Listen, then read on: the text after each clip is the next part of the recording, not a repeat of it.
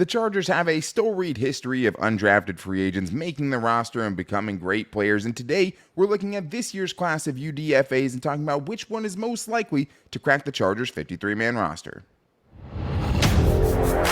You are Locked On Chargers, your daily podcast on the Los Angeles Chargers, part of the Locked On Podcast Network, your team every day.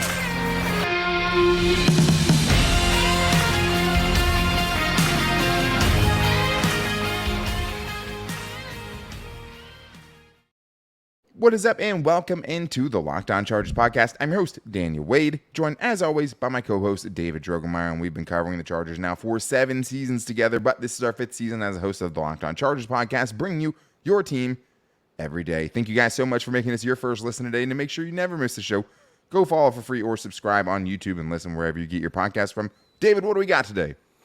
Well, today, Daniel, we're going to get into some of the undrafted free agents that the Chargers signed, but not just any undrafted free agents. We're looking at the undrafted free agents that probably have the highest likelihood of making this team. So we're looking at defensive tackle, we're looking at edge rusher, we're looking at tight end, some of the position groups that may be a little bit thinner that an undrafted free agent might be able to sneak onto the 53-man roster. Yeah, I think there's a lot of different ways that guys can do it, right? But the first initial reaction to the list is, okay, who did the Chargers take at these positions that maybe they didn't take in the draft, or other positions they have big question marks? And I want to start with one of the guys that I think was probably closest to being drafted, right? One of the higher ranked guys that the Chargers brought in an undrafted free agency, and kind of a big deal in the fact that he's gigantic dude, right? Let's talk about Gerard Clark, the defensive tackle from Coastal Carolina. I watched him a little bit in the pre-draft process, but he wore number 15 and I couldn't do it, so I switched on to somebody else, another defensive tackle. But I'm willing to reopen the door today to talk about this guy because, David, the Chargers defensive line right now is a little bit of a question mark because you have a Tito Ogbonnia and also Austin Johnson both recovering from major injuries in 2022. So this feels like a spot, hey, if a guy comes in on the defensive line, even after the Scott Matlock edition, and these guys kind of play 2 different positions from that standpoint, but feels like somewhere, hey, somebody could potentially make a run, make a push for the bottom of the roster. Yeah, not even just the bottom of the roster, too, Daniel. I mean, this is a spot that you could definitely see a practice squad spot going to, a defensive lineman, just because of that attrition factor that the defensive linemen go through. I mean, you're going to have bodies that you trust, that you can see and envision in your scheme to be able to step up and play some snaps for you. So that's why it's important to take a look at Gerard Clark and the defensive tackle position. Yeah, and just as far as the size goes, 6'3", 335 pounds. Somebody you definitely want to see. I think it was Dane Brugler that said, has adequate girth or God-given girth, something along those lines. That like, sounds more like Daniel Wade than Dane Brugler. But hey, he was 22nd. He was the 22nd ranked Dane Brugler defensive tackle. Bear with me, I've been sick, but I like it, David. Big long arms, big giant space eater. I think has good raw power that you can see. Right, moves very, very well for a man his size. You wouldn't know he's 334 pounds. Also feels like potentially he could cut up a little bit and kind of has a projectable frame. Maybe they slim him down a little bit and he would have even better movement skills, right? And would have a chance to maybe slip more blocks. But like as far as a project goes, as far as good depth for your practice squad, having just sheer size and kind of numbers at that position, I mean, I think there's a lot to like. Absolutely. I mean, Gerard Clark is massive, like you said, and like it's not just big. He has the strength to back it up. I mean, you watch him, and he's a guy that's walking offensive linemen back. I mean, he's a large human too. He occupies a lot of space. He clogs those rushing lanes, so it's really hard. If he's in the gap, you're not getting through. I mean, that's just as simple as that. He's also got the requisite arm length that the Chargers like to, 33 and 5/8 arms. Also has some leadership ability. He was voted a team captain. Also some special teams attributes as well. He blocked a field goal in college. And his last year in college football, the stat line is just fantastic. 105 tackles. Now, let me just remind you, this is a defensive tackle here. Okay, 105 tackles. How is that even possible? 18 tackles for loss and 7.5 sacks for a defensive. This is not a linebacker. I'm talking about a defensive lineman. So that's just disgusting. But as far as some things to work on, at least coming into the NFL, notes are that he needs to play with some better leverage And also, the injury concerns are something you have to absolutely bring up. He had a back injury where he had to have a spinal surgery. Also, he torn his plantar fascia that's in his foot. If you're a longtime Charger fan, you'll know that Antonio Gates had some issues with the plantar fascia and also had a partial labrum tear. So the talent is there. I think the skill set is there. The measurables are there. If he's able to stay healthy, he might give himself a shot to be able to make this team. Yeah, and just for clarification, 105 tackles in 3 seasons, which is still a ton for a defensive lineman, right? That's a lot for a 335-pound nose tackle for sure. Yeah. And there's definitely some rough around the edges parts of it, David, but it's an undrafted free agent, right? If you're talking about a guy who could potentially be molded into a rotational defensive lineman, not super hard for me to believe. I mean, a lot of the things we talked about are kind of come with the caveat of when he plays with good leverage, because a lot of times he doesn't, and he can get kind of washed out of the hole. It's very hard to block him with just one guy. But, like, there's a lot there that is coachable, and he has a lot of uncoachable things that he comes along with right away, right? I want to talk about an edge rusher here because, David, obviously the Chargers added Tui Pelotu, but at the same time, it's still a pretty thin group. There's 4 dudes there, including Chris Rump, Bosa, and Mack. But when you're looking at a guy who could potentially make the roster, edge rusher doesn't seem like it's kind of, impossible, right? Like, it's not like there's anyone there that at the bottom where you're like, okay, well, there's no chance this guy can make the team. Chris Rump, still more of a special teams player, 2 seasons in. Yeah. This is a guy that we're going to talk about here, Andrew Farmer from Lane College, that David had one of the most ridiculous stats I've ever seen as far as backfield production. 58 tackles, and get this, 25 tackles for loss. 25. That is unreal. And this is not over the course of his college career. This is last season alone. Yeah. That is redonkulous. We always say, David, if you're at a small school, you need to dominate the competition, right? Absolutely. Like if you're bringing that kind of guy in. Yes, this is Lane, Tennessee, a very, very small Division II school. Yeah, HBCU school, right? And that's the competition he was going against. So, yeah, if you're going up against that competition, you better look like you are an NFL football player playing with high school football players. And that's exactly what happened with Andrew Farmer. I mean, that is unbelievable. This is a guy who does rush with some good bend. I think he did a good job of scraping the line of scrimmage, also playing the run. Because, I mean, hey, you got to be able to do that or else, you're just a one-trick pony. Also, he's said to have a very violent play style, which I did see that when he was attacking against the run. Like, he ran people over. Yeah. I think as far as some things that you're probably looking at for him to improve on or just some opportunities, he doesn't have the quickest first step in the world, and he does not have great speed. This is a 4.74 40 guy, so he's not going to be a guy pretty that's good for a defensive end. It's not terrible, but I mean, Nolan Smith ruined it for everyone when he ran a 4.39, right? I mean, usually edge rushers run around a 4.7 is considered pretty good, at least. Sure, but this isn't the guy you're going to see really chasing people sideline to sideline. That's not really a part of his game, but he is a difference maker, definitely getting in the backfield, getting the ball carrier on the ground, harassing quarterbacks at his level. He did a good job of that. And this is another position group that, I feel like you can always look to try to add talent, and you want to kind of leave no stone unturned because somebody could really find something out, really have it click, and then they'll be able to make a difference for you. And you're always looking for pass rush. The Chargers brought in Derek Tiska, right, last year. Yeah. I mean, you might still even be for a lot of snaps. Too many snaps, right? So, this is almost like your minor league system, trying to kind of stock that with talent. And I think this is a guy that would have a chance there, right? Maybe harder for him to make the opening day roster. Of course. But with how many different call-ups and things are allowed now with the practice squad, not totally out of the question that this guy could see snaps if he ends up making it there. And it'll be very interesting. I mean, 25 tackles for loss last year, 44.5 over the last 2 years. Like, the production is there. And I like the Chargers taking chances on kind of smaller school guys to bring him in and see what it's all about. See lesser scouted guys and see if there's anything there, right? I mean, him and Brevin Allen. Brevin Allen came from Campbell. This guy's from Lane College. So really doing their due diligence on even people like Andrew Farmer going to the Hula Bowl, right? So I think this is the Chargers scouting department, trying to check off all the boxes and find guys and reach to the furthest corners to see if there might be something there. When I watch this dude, it was pretty dominant, right? And that's what you want to see. He dominated. We'll see how it translates. But I think there's a lot to like there. And I think another position that we really wanted to see the Chargers draft was tight end. They only brought one tight end in undrafted free agency. I thought they might bring in a few and kind of see how the battle shakes out, David, but they brought in one. It was Michael Ezeike from UCLA, so we'll talk about if he could be a guy to push the back end of the roster spot and also a running back that could potentially come into the fold. Hey, can you beat out Larry Roundtree?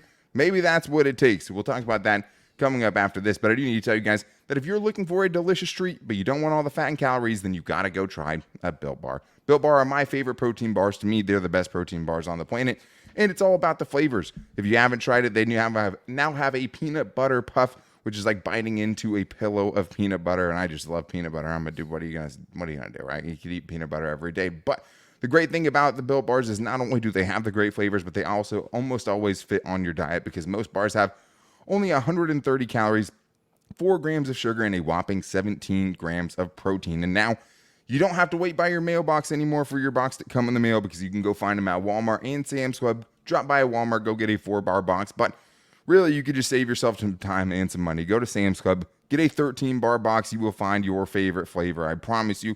And if you want to, you can still order them online and save some money since you listen to this show. Go to BuiltBar.com, use the promo code LOCKEDON15, and you'll get 15% off your next order. All right, David, some more undrafted free agents to get into right now here. We looked at tight end right away, right? I mean, we wanted to see who's the undrafted free agent they bring in there because right now it's Gerald Everett, Donald Parham, Trey McKitty. You all know how we feel about those players. We like Gerald Everett. Donald Parham still a question mark after 3 seasons, and Trey McKitty seemingly took a step back in 2022 and was called down by the coaching staff.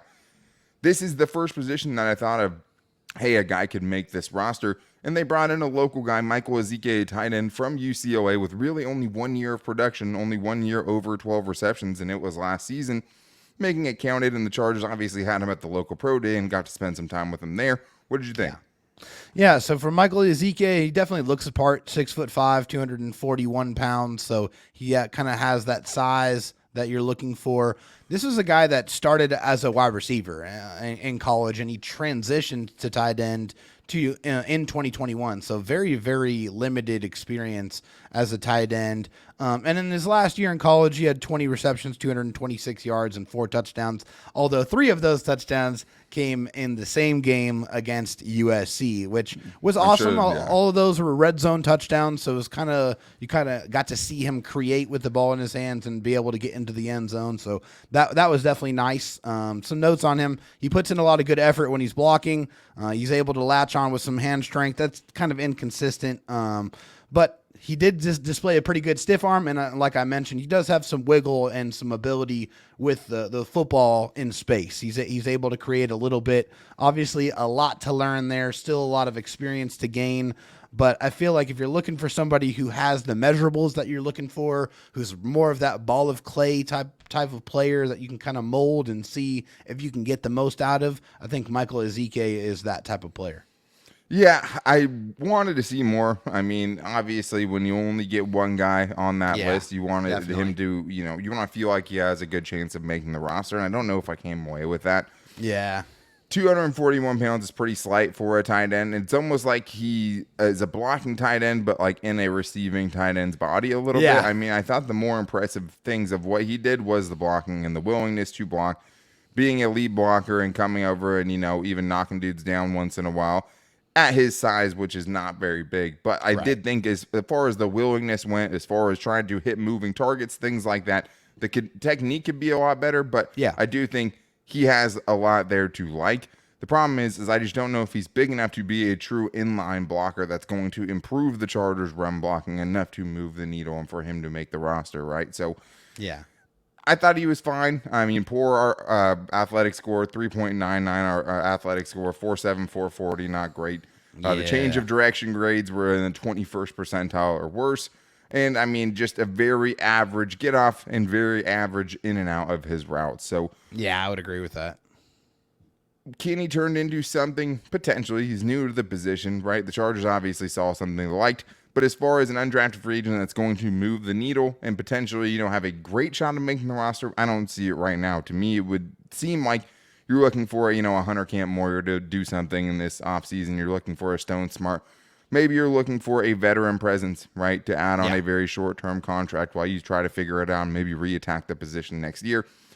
Not a ton to kind of, woo me with this, but super solid, very kind of just dependable player that's not very flashy at all, what I watched in UCLA. So it'll be interesting to see. I mean, I think a guy that we'll be watching very closely in training camp, a guy we'll be watching very closely when these preseason games happen and see what he can do, right? So let's get to the next guy here. Another position, David, we thought the Chargers might address, running back. They did not decide to take a running back for the 4th year in a row, but when you're looking at the roster and where it potentially is weak, if the Chargers are going to carry 4 running backs, Isaiah Spiller, they're kind of dug in on that at this point, right? They need Isaiah Spiller to kind of come in and be something for them this year. So I don't think his spot is in jeopardy even as a 2022 4th-round pick.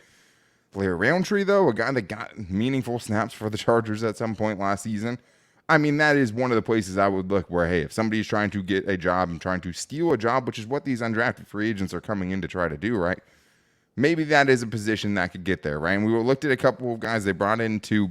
We decided to talk about Tyler Hoosman today, running back from North Dakota, FCS program. Good size, 5'11", 215 pounds, and had one really good year of production in his final year of college football. David, someone to keep an eye on for sure in this running back room.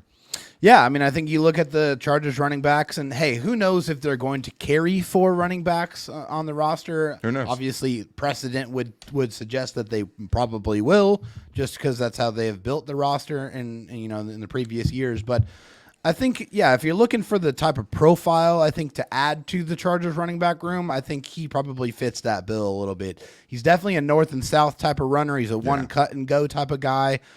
He has really good contact balance. He bowls defenders over. Like he's pretty hard to bring down. It doesn't seem like it doesn't seem like he gets off his feet very easily, which is good. Pretty decent RAS score of 7.96.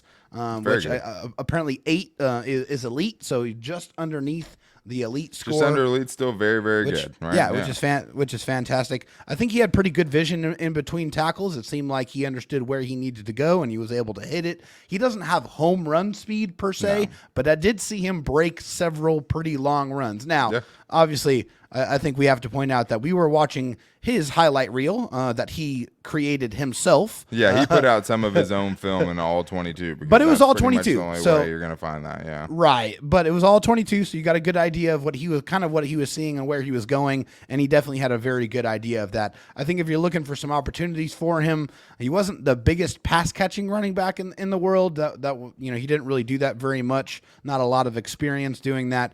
But I feel like if you're just looking for a guy that's going to bring some strength, some in-between the tackles ability, a north and south type of one-cut runner, then Tyler Hoosman is definitely your guy. Yeah, good story. I mean, I'm pretty sure he got benched at Northern Iowa and ended up transferring and kind of bet on himself his final season in college football. Yeah. And it paid off for him. I mean, over 1,000 yards, 5.8 yards per carry last year. Got to go up and play against Northern Iowa that season, which must have been really nice. Oh, I bet. But he is an upright runner, right? Very upright as far as not trying to really sink the hips and make a bunch of cuts. You're not going to see a lot of that. But, yeah, I mean, good athlete.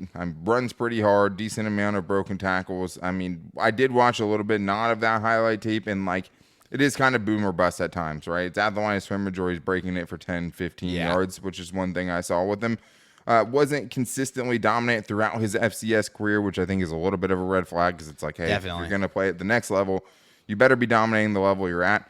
He didn't really do that, but I would say as far as the pass catching goes, this was a big season for him because he caught 22 passes last season, which is pretty good for a college running back. College running backs aren't putting up Austin Eckler type receiving numbers, right? But 22 pass catches, and I mean, looked like he had pretty soft hands. Also put some good film of him in Pass Pro too, which obviously is catnip to running back coaches in the NFL. Likelihood to make the roster very early kind of at this point, just before we kind of see him. But he looks like a guy that could have some fun runs, right? In training camp, have some fun runs in the preseason where it's like, okay, hey, maybe that is a guy. But I think kind of a similar profile to Josh Kelly, a little bit more of a similar profile than someone like Isaiah Spiller, all about 6 feet, right?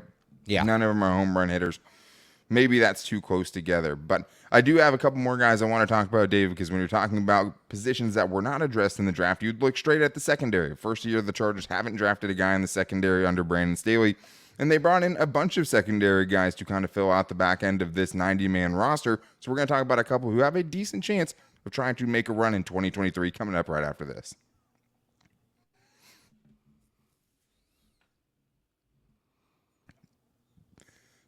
as much as I looked at tight end right away when I saw the undrafted free agents, one of the other positions I looked at right away, safety, right? Alohi Gilman, JT Woods, Derwin James basically is the entire safety room right now. Yeah. So I wanted to see who was going to be at that spot, right? But that's just about the guys on undrafted free agency. Make sure you guys are sticking around for tomorrow's show and the rest of the week because we're bringing on some experts about who, from who covered these dudes in college like we have the last couple of years, right? We'll get somebody from TCU to talk about Quentin Johnston and all of the guys from there, right? Darius Davis and Max Duggan. That one will definitely be a full show. But yeah, we'll go, get the USC guy on. We'll get some college hosts and college experts on to talk about these draft picks and maybe get into some just draft grades tomorrow since we haven't done that yet. So that could be a lot of fun.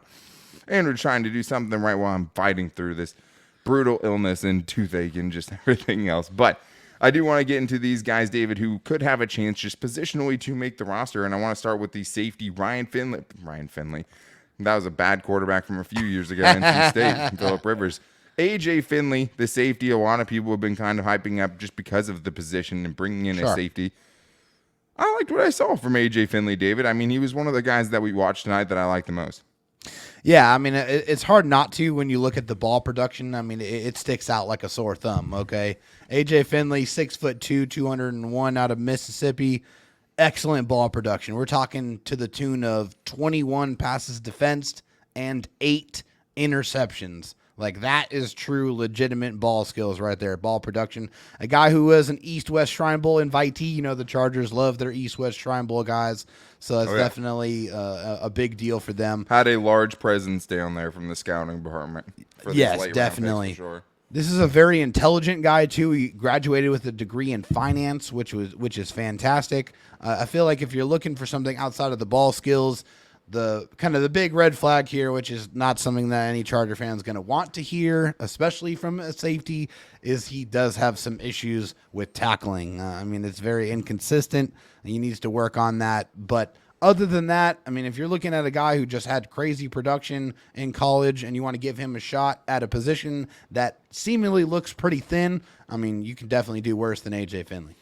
Yeah, he was Dane Brugler's 27th ranked safety coming out, so he just kind of missed like being a 7th round type of a player, right? I think they got a lot of guys that were kind of borderline on that 7th round pick or undrafted free agents.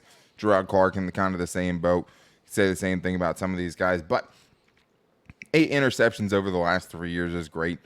Appeared in 48 games over the last 4 years, so like I know a lot of people talked about his frame and the potential of getting injured, but stayed very healthy throughout his collegiate career for sure.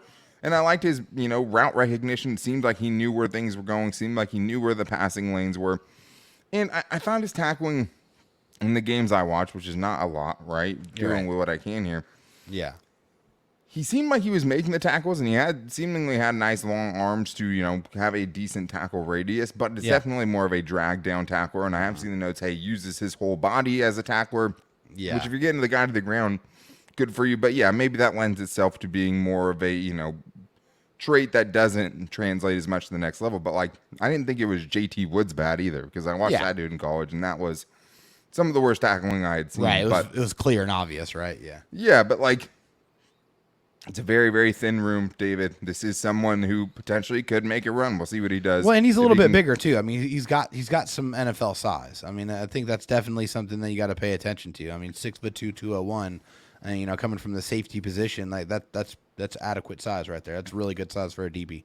Yeah, and I think, I saw some people saying that, like, he had a very thin frame, which I guess he does a little bit. But, like, to me, it seemed like he could definitely pack on a little bit of weight and be okay. Yeah. Like, pretty decent athlete. Did run a kind of poor 40 time 4.57. I know last year it was Kyle Hamilton ran like a 4.59, and everyone was like, oh, my God, he'll never play again. Like, so. Yeah. This was a pretty slow safety class. This guy isn't overly slow for the position. He's not overly fast. I thought he showed good range in coverage when he was asked to. Saw him in a lot of different roles there. I thought he took pretty good angles up to the football when he was supporting and run defense, which is something I like to see for sure. Yeah, good instincts there. Yeah. Good instincts. Overall, I liked him. I thought he was a decent player. I mean, I'm sure the Chargers saw a little bit of him when they were scouting Dean Leonard last year because both of them are from Ole Miss, so there's some familiarity there. So we'll see what happens with him. Do I think he makes the roster right away? I don't know. But, like, could he push Raheem Lane? Maybe. Sure. We'll kind of see how those guys play out. Like, obviously going to have to show up on special teams, but yeah, definitely. Right. Like, Michael Ezeike felt like it's like, okay, well, you need somebody to go out there and play tight end, right? During these preseason games, especially the third one. So, like, this guy felt like, okay, well, I see what they see, right? And that's hard Let's to see what these two tight end sets look like with Trey McKitty, right? Yeah. Oh, God. Yeah. But I liked AJ Finley a lot. Steve Finley, all the Finleys. But let's talk about a cornerback, because that's another one. I'm surprised the Chargers didn't take a corner in this draft class. I mean, we've seen a bunch of them. Seems like a position that there's not a ton of certainty. We haven't seen Dean Leonard as like a defensive player. He's a good special teams player. We saw a little bit of Jasir Taylor. We don't really know what's happening with J.C. Jackson, but they seem like they're confident he's going to be back pretty quickly. Yeah. They talked about they brought in a few guys, David, to potentially kind of fight for back end of the roster spots, maybe some practice squad guys, but the highest ranked of those guys was Cam Brown from Ohio State, who has some flaws. Obviously, all of these guys do, David, but does have some size, does have some things to work with as well. Yeah, 6 foot, 199 pounds out of Ohio. Another guy who played in the East-West Shrine Bowl game. Obviously, like we said, the Chargers were heavily represented there. Special teams experience. He played a lot of special teams there at Ohio. Also played inside, played a little bit on the outside. This is a former wide receiver, so I feel like he has a very good understanding of route concepts and leverages and what wide receivers are trying to do to him, because he was one, so that definitely helps him out. Sure. Injury concerns. He did miss 8 games as a freshman. He tore his Achilles. Also missed some time with a knee injury. So this seems like a guy who has the size, has some speed, has some athleticism. So if he's able to stay healthy in training camp and actually show what he is capable of doing, and his special teams experience, I think are all things that could bode well for him, giving him an opportunity, a chance to be able to crack this 53, or be able to find himself a spot on the practice squad. Yeah, a guy that a lot of people thought that would be a 7th round pick, a very high recruit coming out of high school, 4-star recruit. He was Dan Brugler's 34th ranked corner, which had him as around a 7th round pick. Yeah, definitely versatility, has a sense for route concepts, likes to get physical with wide receivers, not afraid to get up in guys' face, good size, 6 foot, 200 pounds. Torn Achilles definitely hurts, right? Yeah. Missed all torn Achilles in 2021, missed 5 games in 2022 with a knee injury. I think the biggest thing is just the ball skills, right? Only 1 interception in 40 career games, but only 15 starts. Obviously, you'd like to see more than that. Sure. And tested poorly, 4.57 RES score, poor explosiveness and agility grades, which is why he doesn't get drafted, right? I mean, guys that are starting for Ohio State usually do end up getting drafted. Something to work with here. And for these guys, David, I mean, like we've talked about, you need depth at that position, right? Yeah. Like you've seen how decimated you can get in the secondary. It's not bad to kind of have guys who are here working on things, and staying with the team and learning the defense, potentially making a practice squad spot. And it's different for some of these guys. Like some of these dudes have legitimate chances of making the starting roster, right? And a guy like this, though, maybe a guy that's worth keeping around to work on. Maybe you hide him on the practice squad for a little bit. Maybe you have him work in and see what he can do. And I think, especially with these corners, like, you have a chance to make some wild plays. Like, you're going to have a chance in training camp to make some interceptions. Oh, yeah. You're going to have a chance in the preseason to kind of make your name known.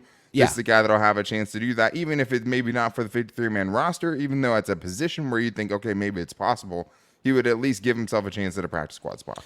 Well, and you got to consider this. The Chargers and their experience with being able to find undrafted free agents and them making the Chargers roster should give undrafted free agents a very good feeling about going to the Chargers and having a real legitimate opportunity to making the squad. Because as opposed to being drafted, when you're an undrafted free agent, you kind of get to decide where you get to go and decide where your opportunity is going to be. So a lot of the times you're going to see some highly touted undrafted free agents go to where they feel like they're going to have the best opportunity to make a team. And the Chargers have shown repeatedly that they will. If you're able to ball and you show it, they will find a spot for you.